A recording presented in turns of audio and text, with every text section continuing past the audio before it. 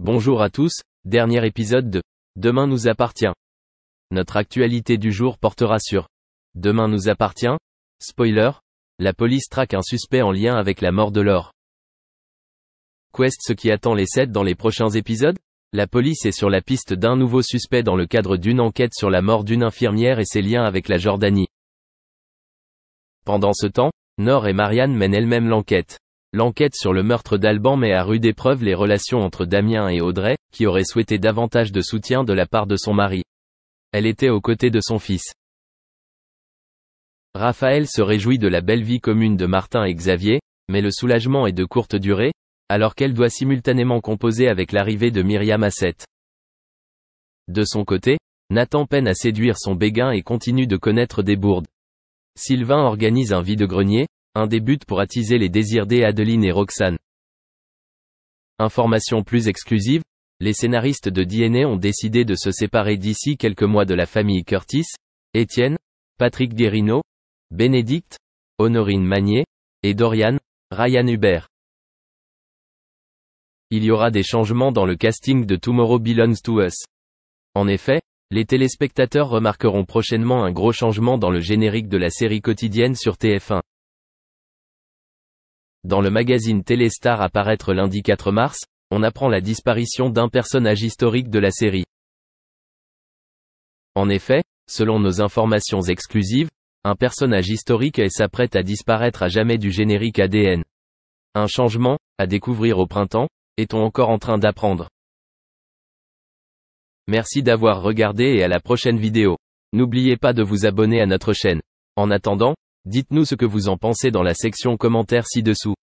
C'est ça.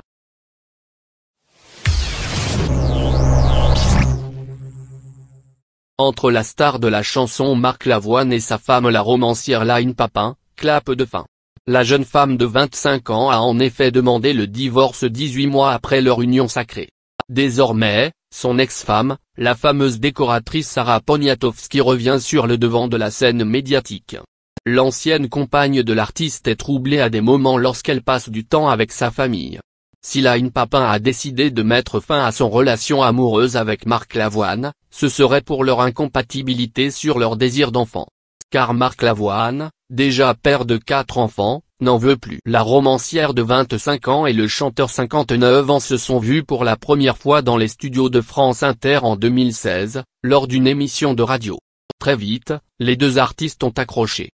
De son côté, Marc Lavoine était déjà séparé de sa femme Sarah Poniatowski après 24 ans de vie commune. La différence d'âge, pour le juré de The Voice, ça n'a aucune importance. L'amour, quand il se réveille en vous, est un adolescent éternel. Votre cœur bat 2 fois plus vite et s'apaise en même temps. Il perd son âge. C'est ça aussi l'amour, jeter le temps par la fenêtre, expliquait ainsi l'interprète d'Elle a les yeux revolver à Paris Match. Line Papin pensait alors pareil, cette différence, on n'y pense pas. Mais elle donne une dimension à notre couple. Parce qu'il était blanc et elle asiatique, mon père et ma mère ont dû se battre contre les préjugés.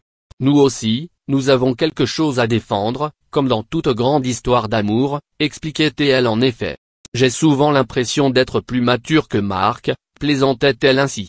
Les deux tourtereaux se sont ensuite dit oui dans la mairie du 5e arrondissement à Paris, le 25 juillet 2020. C'est Anne Hidalgo en personne qui les a mariés. Line, tu t'apprêtes